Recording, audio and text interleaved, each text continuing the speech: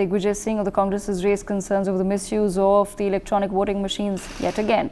He has accused the EC of turning a deaf ear to the pleas from the opposition over the alleged electoral malpractice and restoration of the ballot system. He claimed that the India bloc has been seeking an appointment with top officials, but they're not responding to their requests.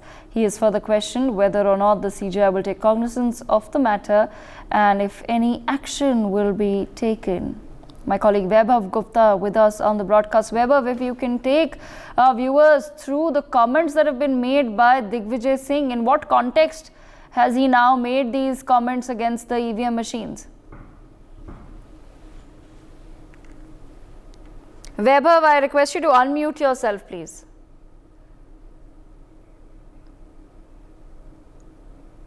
Yes. बिल्कुल, एक बार फिर से दिग्विजय सिंह ने सवाल खड़े किए हैं EVM को लेकर। उन्होंने कहा है, जिस तरह से मनमोहन स्वामी ने एक्स पर लिखा, उसको बात को आगे बढ़ाते हुए दिग्विजय सिंह ने कहा कि मैं लंबे समय से इस बात को कह रहा हूं कि जिस भी मशीन में चिप का यूज होता है उससे हैक किया जा सकता है। इसके साथ ही उन्होंने कहा कि कई देशों में ईवीएम का पहले उपयोग किया गया था इलेक्शन में, लेकिन जब टेम्पर्ड होने की संभावना हुई तो वो वापस से इलेक्टोरल जिस तरीके से मतपत्र का उपयोग किया जाता था उस तरह से फिर से यूज शुरू हुआ है। उन्होंने कहा कि हम लोग इंडिया गठबंधन के जो नेता हैं अगस्त से लगातार कोशिश कर रहे हैं इस मैटर पर बात करने के लिए। इलेक्शन कमीशन से हमने वक्त भी मांगा है, लेकिन इलेक्शन कमीशन ने 2 से 3 महीने का वक्त बीतने के बाद भी हमसे बात नहीं की। उन्होंने कहा कि सीजीआई को इस मैटर पर कुछ कहना चाहिए, कोर्ट को इस मैटर पर कहना चाहिए, क्योंकि जो भारत है, भारत की जो प्रणाली है चुनाव की, उस पर पूरे विश्व की निगाहें रहती हैं। लेकिन जिस तरीके से इलेक्ट्रॉनिक वोटिंग मशीन को लेकर सवाल खड़े हो रहे हैं तो उन सवालों का जवाब दिया जाना भी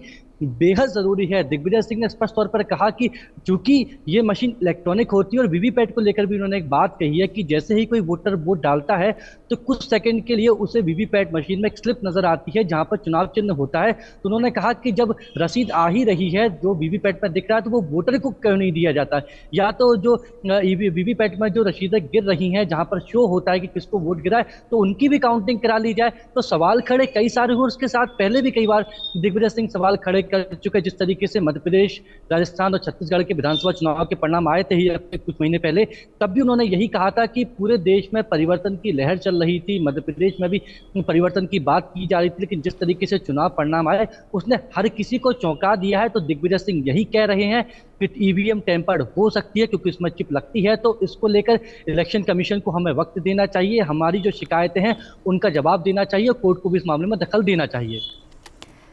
So, Vaibhav, is this ये एक आइसोलेटेड कमेंट है दिग्विजय सिंह का, क्योंकि पार्टी के किसी भी और नेता ने ऐसा कुछ अभी ईवीएम्स के बारे में कहा नहीं है, given that Congress has just one elections in Telangana with the same EVM machines? हाँ बिल्कुल, यही सवाल किया गया था। दिग्विजय सिंह के जो छोटे भाई हैं लक्ष्मण सिंह, उनसे जब सवाल किया गया कि आपके भाई दिग्विजय सिंह सवाल खड़े कर रहे हैं ईवीएम को लेकर, तो उन्होंने कहा था कि हमें वोट प्रतिशत हमारा बड़ा है, हमको वोट मिले और हमारे भी कुछ विधायक जीते और उससे पहले हमारी भी सरकार बनी थी, तब भी ईवीएम का उपयोग किया गया था। तो उन्होंने यही कहा कि ईवीएम पर सवाल खड़े करने से अच्छा है कि हम अपने संगठन की कमजोरियों पर बात करें, उस पर चर्चा करें, ना कि ईवीएम को लेकर। All right, stay on with us Vaibhav. Ajay Verma of the Congress joining us on the broadcast. Mr. Verma, good morning to you. Good afternoon, pardon me, to you. Digvijay Singh of your party, sir, once again questioning EVMs, says that the Congress has been trying to reach out to the Election Commission time and again, but their pleas and requests for looking into faulty EVMs is falling on deaf ears. However, the Congress party has just won an election in Telangana with the same machines. What exactly is the point that the Congress is trying to make?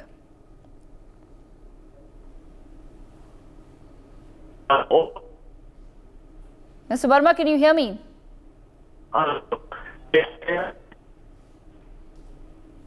Yes. Mr. Ajay Verma, your leader, Mr. Digvijay Singh, has once again raised the issue of the electronic voting machines. Why exactly is the Congress party raising this matter again and again, given that you yourself have just won an election in Telangana with the same machine? मेरी आवाज आ रही है madam? जी आ रही है आपकी आवाज। देखिए, ये केवल दिग्विजय सिंह की आवाज और डिमांड नहीं है, ये पूरे हिंदुस्तान के 140-45 करोड़ लोगों में भाजपा का आईटी सेल, भाजपा के रणनीतिकार, भाजपा सरकार के जो 2-4-5 हजार लोग हैं उन्हें छोड़ दीजिए, बाकी सबकी डिमांड ये है कि सरकार के पास ऐसा कौन सा जादुई चिराग है कि 18 साल 40% कमीशन के बाद और सारी अखबारों, सारी रिपोर्टों के खिलाफ भी 165 सीटें अमित शाह 2 महीने पहले कह देते हैं कि हम मित्रों 155 से 165 जीतेंगे, तो 155 से 165 जीतती है। अभी एक सुप्रीम कोर्ट के वकील ने डेमो करा है, उसने दिखाया है किस तरह से हैक कर सकते हैं। तो अगर सरकार के काम करें और सरकार में दम नहीं है और 56 इंच का सीना है, तो मैं समझता हूं कि सरकार को 70% लोगों की डिमांड माननी चाहिए। पर अजय वर्मा जी, आपकी पार्टी भी तो अभी तेलंगाना में जीती है पोल्स, सेम मशीन तो यूज हुई थी तेलंगाना में। देखिए, जब सुप्रीम कोर्ट ने कुछ 8,000 या 800 मशीनें उनमें आग लग के जला दी गई, जब उनका घपला खुलने को आया, ये भी पब्लिक डोमेन में, ये वीडियो में भेज दूंगा। ये एक रणनीति है, क्रोनोलॉजी है, ये नेतन्याहू साहब की और इजराइल की टीम की एक क्रोनोलॉजी है कि जिस स्टेट में आपका जनाधिकार 1 या 2 सीटों अगर आप वहां करेंगे तो पकड़े जाएंगे, क्योंकि आपका प्रशासन नहीं है। जहां आपका प्रशासन है, जहां आपका खेल है, जहां आपकी चीजें हैं, और मैं तो कह रहा हूं कि चलो ईवीएम मशीन बिल्कुल मोदी जी कह रहे हैं ठीक है, तो फिर आपको डर क्या है? अगर आपने काम करा है तो आप बैलेट से कराइए चुनाव, देश में पता तो चले कि आपको कितनी सीट। अगर आपके देश में बैलेट से चुनाव होंगे तो मोदी जी 100 सीट से ज्यादा नहीं जीत पाएंगे। ये दावा है हिंदुस्तान के वैज्ञानिकों का, हिंदुस्तान के जर्नलिस्टों का, हिंदुस्तान के बुद्धिजीवियों का और 70% अपोजिशन का, लेकिन मोदी जी नहीं करेंगे। Okay, Ajay Verma, stay on with us. Raman Malik of the BJP also joining us on the broadcast. Raman Malik, you've heard what the Congress party has had to say. They say that if you're not worried about winning votes, then why don't you go back to the ballot system? मैं आशा करता हूं अजय वर्मा जी उतनी ही शांतिपूर्वक तरीके से मेरे को सुनेंगे जिस तरीके से मैं उनको सुन रहा था। I could easily rebut to him in English, but since he understands and expresses well in Hindi, I would like to do the same. Yes, go ahead. देखिए, जिस प्रकार से लालू यादव, जिस प्रकार से कांग्रेस के विभिन्न नेता यूपी, बिहार, और उस समय जब बैलेट पेपर होता था तब इनकी सरकारें बिहार, उत्तर प्रदेश, झारखंड, मध्य प्रदेश में इसलिए बनती थी क्योंकि गुंडे वोट लूटते थे और जो वोट कैप्चरिंग होती थी, बूथ कैप्चरिंग होती थी, उसके पूरे दल बने हुए थे, उसके पूरे गुट बने हुए थे। इन्होंने शाहबुद्दीन जैसे गुंडे पाले हैं। क्योंकि ये अब नहीं हो पाता, इनको दर्द हो रही है, क्योंकि ये लोग वो हैं जो देश को बेच खाए, चारे से लेकर गोबर तक बेच खाए। इसलिए इनको दिक्कत होती है कि एक व्यक्ति बोलता है ना खाऊंगा ना खाने दूंगा। इसके अलावा जहां तक वोटिंग मशीन की बात आती है, दिग्विजय सिंह का जो आतंकी प्रेम है वो सबको पता है। कसाब जी और हाफिज सईद जी को कैसे वो पूछते हैं। मैं ये पूछना चाहता हूं कि जब इलेक्शन कमीशन ने हैकाथॉन बुलाया था तब ये जो सज्जन जिनकी एक वीडियो आजकल इन्होंने चलवाई हुई है और मोस्टली इनका आईटी सेल और इनके जो वो जो बेरोजगार कुछ पत्रकार साथी हैं जो कांग्रेस के हितैषी हैं, अजीत अंजुम और वो अभिशार जैसे, मैं ये पूछना चाहता हूं कि उस समय हैकाथॉन में क्यों नहीं गए थे? तब मुंह में दही था या तब ज्ञान नहीं था या तब ये टेक्नोलॉजी नहीं मिली थी? एक और बात, ये बार बार बोलते हैं कि 100 सीटें नहीं आएंगी। आप पंजाब में जब सरकार बना रहे थे तो भी यही मशीनें थी, उसके बाद आप जब हारे तब भी यही मशीन थी। आप राजस्थान में जब बनाई सरकार तब भी यही मशीन थी, जब आपने राजस्थान में हारे तब भी ये मशीन थी, जब छत्तीसगढ़ में आपने सरकार बनाई तब भी ये मशीन थी, जब हारे तब भी ये मशीन थी, आज तेलंगाना में आपने सरकार बनाई तब भी यही मशीन है। तो मैं ये पूछना चाहूंगा, ये क्या आपके मनमर्जी के हिसाब से नई मशीन पैदा और नई मशीन बंद हो जाती है? अब एक और सवाल ये और एक और चीज ये बोलते हैं, इतने लोग ये कहते हैं, इतने लोग ये कहते हैं, देश के 140 करोड़ लोगों में से लगभग 40 करोड़ लोगों ने बीजेपी को वोट दिया और आपने सरकार बनाई।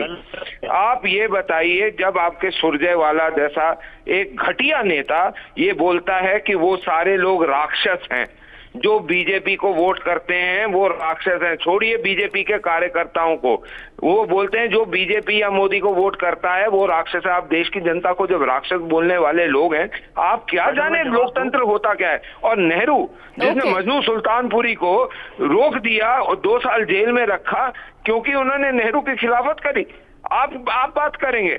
अरे जब जिसके अंदर किरदार ही ना हो वो किस बात की बात करेगा साहब? पहले जाइए, किरदार बनाइए, उसके बाद देश के पास आइए। Okay, all right. Ajay Verma, I give you an opportunity to respond to Raman Malik.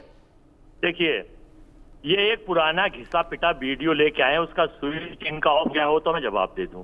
ये वीडियो रिकॉर्डिंग लेके आते हैं, एक CDIT सेल भेजता है अपने इनके देश के चिंटू पिंटू प्रवक्ता और जिनके ज्ञानवान प्रवक्ता हैं। अब मुझे नहीं पता है कौन सी श्रेणी वाले हैं भाई, बुद्धिमान आदमी है या जब रिकॉर्डिंग CD लाए हैं तो जैसे हैं इन्हें पता है। मैं ये बताना चाहता हूं कि जिस वक्त अमित शाह जी ने, अभी गृह मंत्री ने राहु केतु पंडित जवाहरलाल नेहरू और गांधी परिवार को कहा राहु केतु राक्षस थे, तब इनके मुंह में दही नहीं, इनके मुंह में शक्कर चीनी जन क्या क्या जम जाता है। राहु केतु अभी चुनावों में कहा था। और मैं दूसरी बात ये बताना चाहता हूं मैडम आपको कि देश की सरकार का एजेंडा केवल इस वक्त चुनाव जीतना है। EVM मशीनों में आप कह रहे हैं कि साहब इनसे जीते इनसे हारे, मैं तो कह रहा हूं आप बिल्कुल जीत जाइए, आप सरकार बनाइए, आप 50 साल नहीं 100 साल सरकार चलाइए, तो ना कर ना डर और छोड़कर जानकारी। For more such videos, subscribe to the NewsX YouTube channel, hit the bell icon.